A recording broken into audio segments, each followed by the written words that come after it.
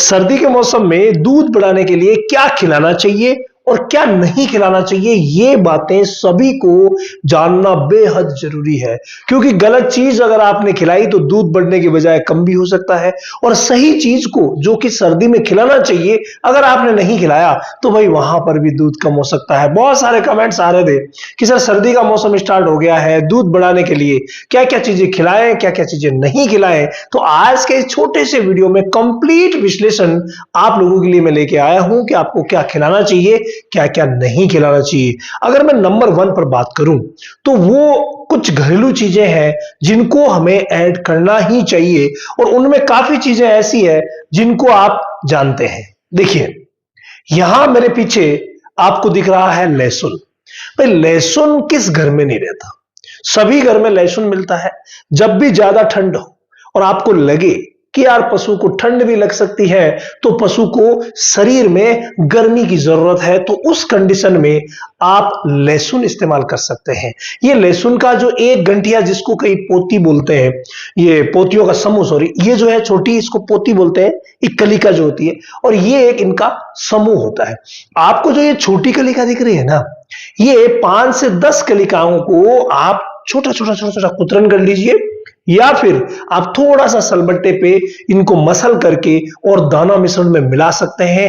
अगर आपका पशु खा ले, देखो लहसुन को खाने में कई पशु दिक्कतें करती है, बहुत ज्यादा दिक्कतें गायें भी करती है तो भैंसें भी करती है। तो अगर दिक्कत करे तो अवॉइड कीजिए, छोड़िए, क्योंकि वो फिर दाना मिश्रण नहीं खाएगी। लेकिन अगर दिक्कत नहीं करती है तो आप इसे खिला सकते हैं। इसके अलावा अगर आप चाहें तो इस कली को, जो छोटी आपको दिख रही है, इसको आप सीधा भी मिलाकर दे सकते हैं, कुतरन करके भी।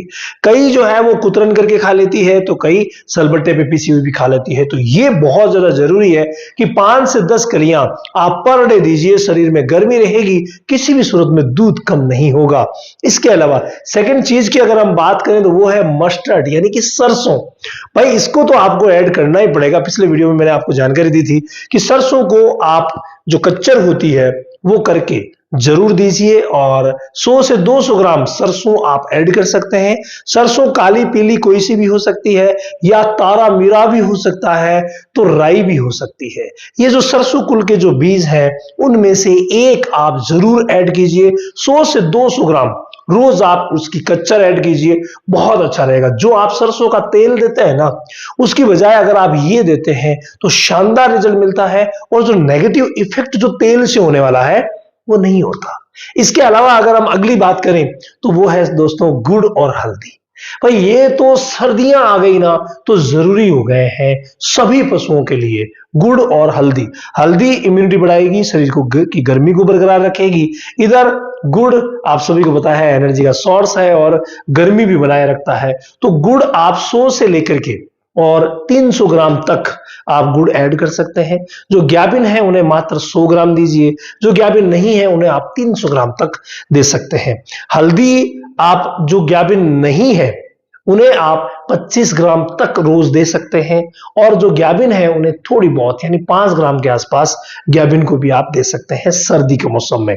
यहां अगर मैं बात करूं तो लहसुन आपको किसी भी सूरत में ग्याबिन को नहीं देना है, और सरसों जो है वो आप ग्याबिन को भी आधी मात्रा में ऐड कर सकते हैं। हम 100 से 200 ग्राम ले रहे थे, तो ग्याबिन के लिए 50 से 100 ग्राम आप ले सकते हैं। ये बहुत ही शानदार रहेगा। पहले जो स्लाइड है ना, इनमें बताई कि सारी चीजों को आप इस्तेमाल कीजिए, दूध बढ़ना तय हो जाएगा। सेकंड नंबर पर मैं बात करूं तो सेकंड है दोस्तों बाजरा। भाई सर्दी का मौसम आ गया, और अगर आप बाजरा ऐड नहीं कर रहे हैं, बाजरे का दलिया ऐड नहीं कर रहे हैं, या जो दाना मिश्रण में 30% हिस्सा जो अनाज का होता है, भाई टोटल जैसे 10 किलो अगर हमने बनाया तो उसमें 3 किलो जो अनाज होता है उसमें कम से कम 2 किलो आपको बाजरा लेना चाहिए। बाकी आप मक्का या दूसरा गेहूं वगैरह ऐड कर सकते हैं। तो बाजरे की उपस्थिति दाना मिश्रण में बेहद जरूरी है सर्दी के मौसम में। करना क्या है, आप इसका दलिया बना करके दे दीजिए, और पका करके देते हैं तो बहुत ही शानदार वर्क ये सर्दी के मौसम में करता है। इसी में गुड़, हल्दी और जो अपना पीछे वाला फॉर्मूला था वो इसी में मिला करके दिया जा सकता है। अगर आप दाना मिश्रण के साथ देते हैं वेल एंड गुड, अगर अलग भी देते हैं तो दाना मिश्रण देने के बाद इस फॉर्मूले को आप अलग से दे सकते हैं, बहुत शानदार रिजल्ट मिलेगा।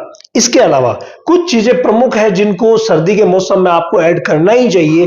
उसमें है, आप जब बाजरा दे रहे हैं, अच्छी मात्रा में दे रहे हैं, तो आपको मीठा सोडा सप्ताह में 2 बार 50-50 ग्राम कम से कम देना पड़ेगा। अगर ज्यादा की बात करें, प्रॉब्लम हो, तो आप 50 ग्राम रोज भी दे सकते हैं। ये बेहद जरूरी है। और ये सबसे इंपॉर्टेंट, खाने का चूना। भाई सर्दी के मौसम में आप खाने का चूना जरूर ऐड कीजिए। ये वो घरेलू तरीका है जो कैल्शियम का अच्छा सोर्स है। एक ट्यूब 1 रुपए की आती है, और एक ट्यूब अगर आप रोज अपने गाय भैंस जो दुधारू है उसे देते हैं तो शानदार दूध बढ़ेगा। इसके अलावा देखिए, मार्केट की चीजों का कोई शुमार नहीं है। आप जितने भी कैल्शियम, चाहे लिक्विड कैल्शियम है, मल्टीविटामिन्स है, कोई से भी ला करके आप दे सकते हैं और दूध बढ़ा सकते हैं। लेकिन बात जब घरेलू चले तो वहां इस चूने को आप कभी भूल ही नहीं सकते। ये बेहद जरूरी है। अब अगर मैं आगे बात करूं कि चलिए, ये खिलाने वाली बातें तो हो गई, लेकिन कौन क्या नहीं खिलाना है। देखिए, दूध बढ़ाने के लिए जो चीजें देते हैं ना, जैसे जौ है, गर्मी के मौसम में दूध बढ़ाने में बहुत अच्छा सहायक होता है। लेकिन सर्दी के मौसम में किसी भी सूरत में आपको जौ नहीं देना है। सेकंड नंबर पर है शुगर, यानी कि चीनी या शुगर के जो प्रोडक्ट है, जैसे मिश्री हो गया, खांड हो गया, इनको भी आप जहां तक हो सके ना दें। ये जो शुगर आपको सीधी दिख रही है, चीनी, इसको तो आपको सर्दी के मौसम में देना ही नहीं है। ठंडी तासीर भी होती है, तो इसके साथ साथ ये हड्डियों को कमजोर भी करती है। तो सर्दी के मौसम में इन दोनों चीजों को छोड़िए और बाकी जो मैंने चीजें बताई है इनको दीजिए। भाई शानदार रिजल्ट मिलेगा और आपकी गाय भैंस को बहुत अच्छी तरीके से तैयार होना पड़ेगा। लेकिन एक बात जो मैं हमेशा बोलता हूं कि आप कोई भी अच्छी चीज खिला रहे हैं, उससे पहले उसकी डिवॉर्मिंग किसी भी अच्छी दवा से जरूर करें। और लीवर टॉनिक, उसे आप 10 दिन तक डिवॉर्मिंग करवाने के दूसरे दिन से शुरू कर दें और 10 दिन तक 50-50 ml लीवर टॉनिक आप जरूर दीजिए। ये बहुत ही फायदेमंद रहेगा। इसके अलावा जो सर्दियों में हम मैनेजमेंट करते हैं उसको भी शुरू कर दीजिए। इस पर मैं एक अलग से वीडियो आप लोगों के लिए लेके आ रहा हूं मैनेजमेंट के ऊपर। लेकिन छोटी सी टिप सुन लीजिए कि जो पानी है, उसे पड़ा हुआ पानी किसी भी सूरत में हमारी गाय भैंसों को नहीं पिलाना है। अगर आप ताजा पानी बोरवेल से निकाल करके पिलाते हैं, बहुत अच्छा है। अगर ताजे पानी की व्यवस्था नहीं है तो आपको हल्का गर्म करके और पिलाना पड़ेगा, क्योंकि सर्दी के मौसम में अक्सर आप देखते हैं कि दूध कम हो जाता है। इसके पीछे रीजन पानी का होता है, क्योंकि वाटर इनटेक कम हो जाता है। गाय भैंस कम पानी पिएगी तो फिर दूध की मात्रा भी कम हो जाती है।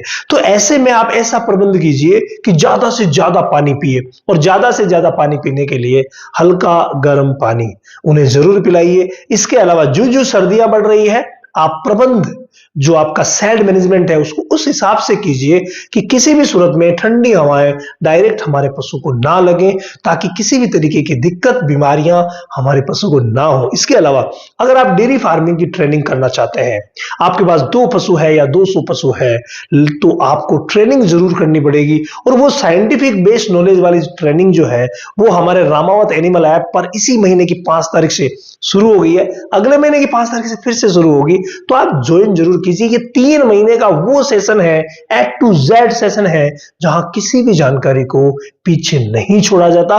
तो रामावत एनिमल ऐप पर चले जाइए और वहां जाकर के और आप अभी ये सेशन मात्र डाटा खर्च में ज्वाइन कर सकते हैं।